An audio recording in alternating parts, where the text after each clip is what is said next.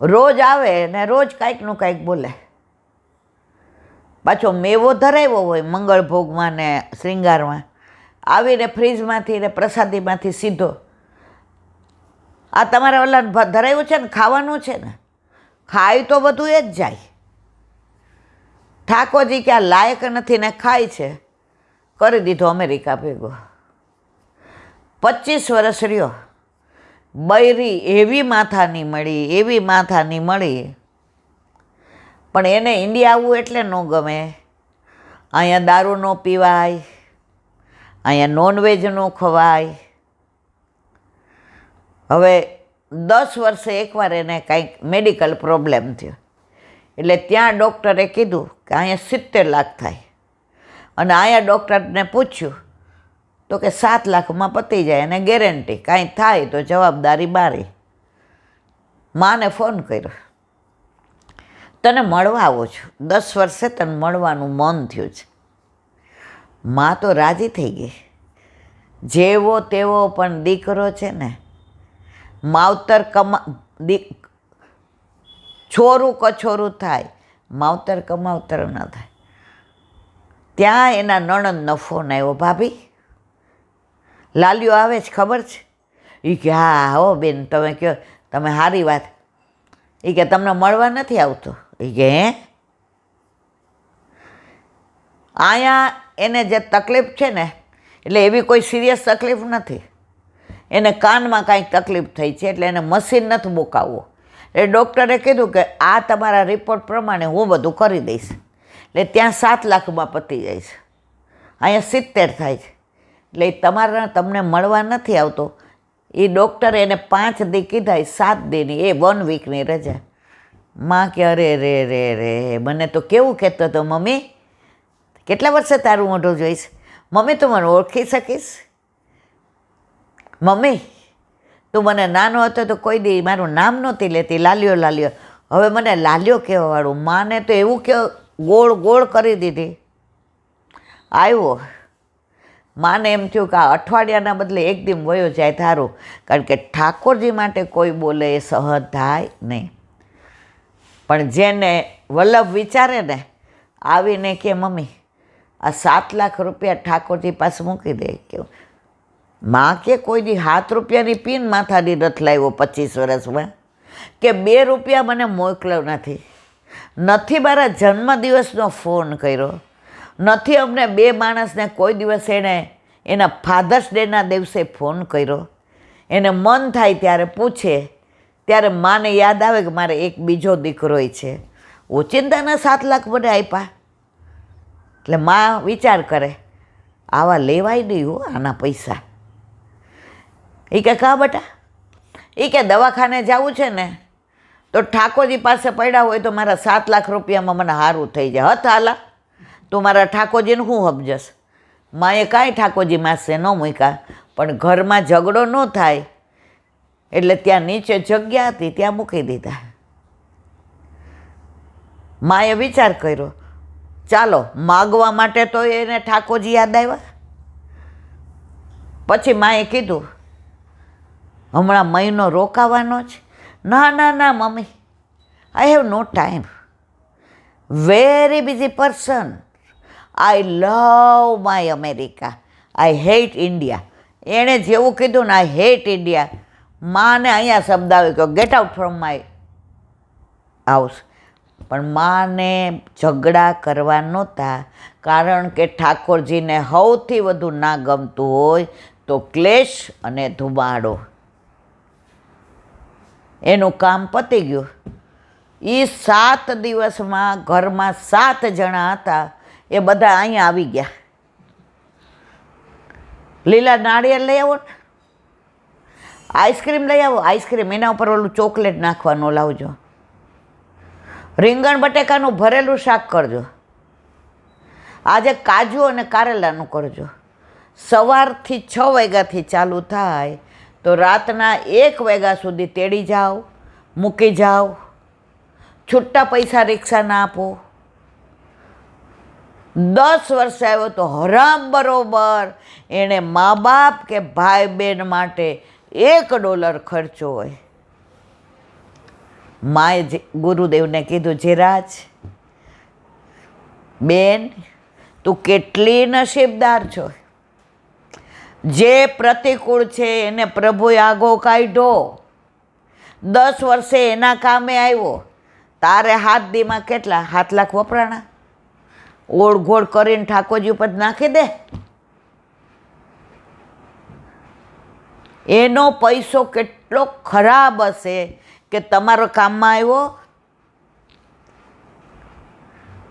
તો બસ 7 લાખમાં તું 10 વર્ષ કેવી આનંદથી રહી, અને હજી જીવીશ ત્યાં સુધી હવે એ આવવાનો નહીં. એ કહીને ગયો કે પ્લીઝ હિયર મી મમ્મા, અમારે ત્યાં બધો આવો રિવાજ નથી કે કોઈ મરી જાય એટલે એનું ડેડ બોડી રાખે આઈસની અંદર અને પછી આવે. Dead body means dead body, પછી એનો મતલબ નથી. એટલે તને કે પપ્પાને કાંઈ થશે ને તો તમે કાંઈ ન વિચારશો, તમારી રીતે બધું કરી લેજો. કારણ કે dead body means dead body. માં કે હાસ વલ્લભ, તે કેટલો મારા સુખનો વિચાર કર્યો કે જે આવા નોનવેજ ખાતા હોય, જે આવા દારૂ પીતા હોય, જે આવા યવન દેશમાં રહેતા હોય, એવા દીકરાની રાહ જોઈ અને પછી એ ચાપે મને, તો મારું ડેડ બોડી અપવિત્ર થઈ જાય. પ્રભુ તે મારા ઉપર બહુ કૃપા કરી, બહુ કૃપા કરી. માએ કીધું, સારું બેટા, તું કેટલો ડાયો છો. તને આટલું બધું ભણાવ્યું ત્યારે મને ખબર નહોતી તું આટલો બધો સમજુ નીકળીશ. પ્રભુએ બહુ કૃપા કરી. આજે નાનો દીકરો તો થોડો કંઈ અણસમજુ છે, પણ બેટા તને તો એટલી સમજણ આપે. મામા, I live in America. You know America? હા બેટા હા. એને જ આવી સમજણ હોય ને, બીજાને તો ના હોય ને. ગયા પછી માએ કીધું, હું માગીશ નહીં વલ્લભ, પણ એ જે કહીને ગયો છે ને એમ બસ આ ડેડ બોડીને એનો સ્પર્શ ન થાય. તો પ્રભુ જેના ઘરમાં બિરાજે ને મારા વાલા, એણે પોતાની ચિંતા કરવાની જરૂર નથી. ઠાકોરજી જે અનુકૂળ હોય છે, સાનુકૂળ હોય, એને પોતાની પાસે રાખે જ.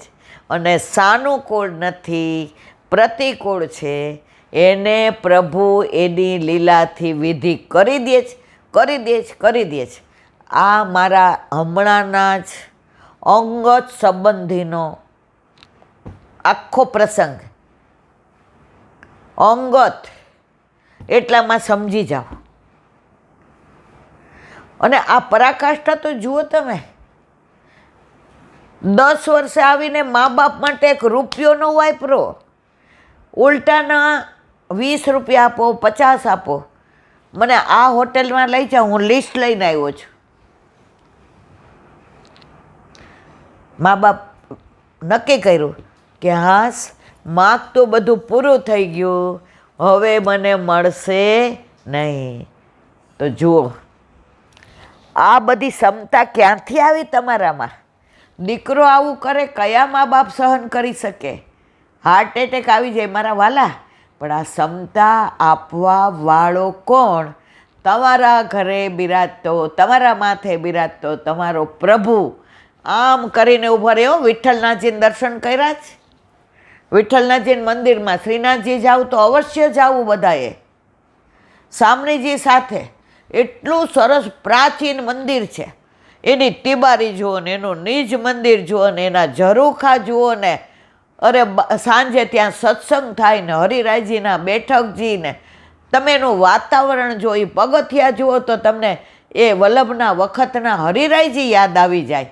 એની તમને સુધી આવે કે મારા હરિરાયજી આ પગથિયેથી ઉપર ચડતા હતા. એ રજનો પ્રભાવ છે હજી. અને ત્યાં વિઠ્ઠલનાથજીનું સ્વરૂપ જોજો, આવડું જ છે. પણ તમે ઉનાળામાં મંગલાના દર્શન કરો ને, સાવ નજીકથી થાય. અને આમ કરીને ઊભા છે. માં મૂંઝાય છે કેમ? હું છું ને.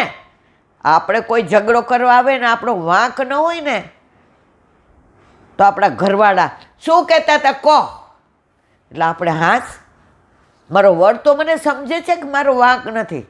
તો આપણા ઘરે બિરાજતા, આપણા માથે બિરાજતા આપણા ઠાકોરજીમાં બધાય સ્વરૂપ છે.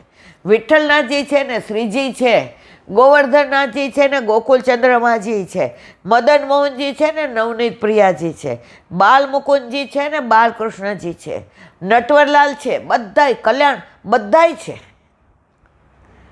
તો જ્યારે આપણા આવા દુઃખમાં હોય ને ત્યારે વિઠ્ઠલનાથજીને યાદ કરવા, માં અહીંયા ઊભો છો કેડ ઉપર હાથ રાખીને, તારું કોઈ નામ તો લે. તો જેને માથે શ્રીજી બિરાજે ડર દુનિયામાં કોનો લાગે, જેના માથે શ્રીજીની સેવા એને સદાય છે મીઠા મેવા. મારા વાલા, મારો કહેવાનો આશય એ, ઓલી મૂર્તિ કંડારવી હોય ને તમારે, પથ્થર તો બધા એક સરખા જ હોય. પથ્થર પડ્યા હોય અને ઓલો શિલ્પકાર ત્યાં જાય, આ પથ્થરનું શું, આ પથ્થરનું શું, આ પથ્થરનું શું. એક પથ્થર પસંદ કરે, બાકીના પથ્થર નિરાશ થઈ જાય કે હવે આપણે તો જડાઈ જવું પડશે ઇમારતમાં. એમાં આવશે સિમેન્ટ, એમાં આવશે પ્લાસ્ટર, એમાં ધોળાવશે, એમાં કલર કરાવશે. પથ્થર તો કે હું તો ક્યાંય દેખાઈશ જ નહીં. તો આટલા પથ્થર ખાણમાંથી ના આવ્યા મારા વાલા, એમાં આ એક પથ્થરને શિલ્પકારે લીધો અને ઘરે જઈને મૂર્તિ કંડારે, એમાં વધારાનું બધું કાઢે છે.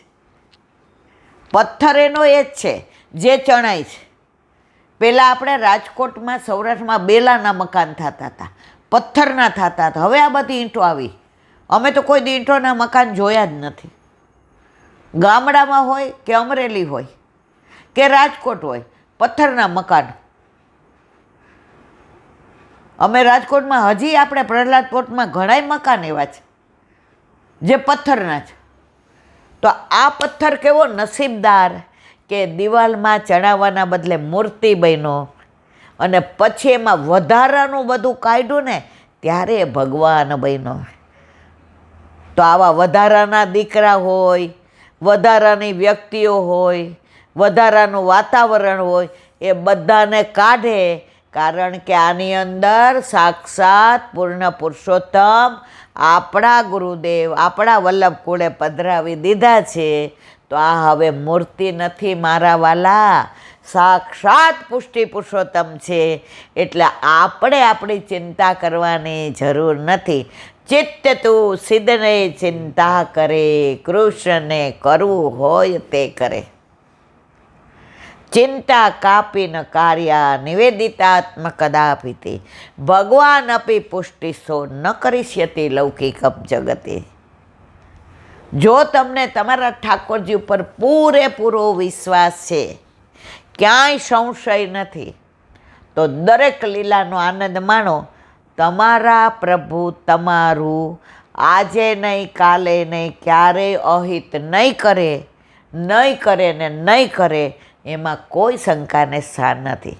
પણ તમારો દ્રઢ વિશ્વાસ હોવો જોઈએ. ડગી ન જવું જોઈએ, હલી ન જવા જોઈએ.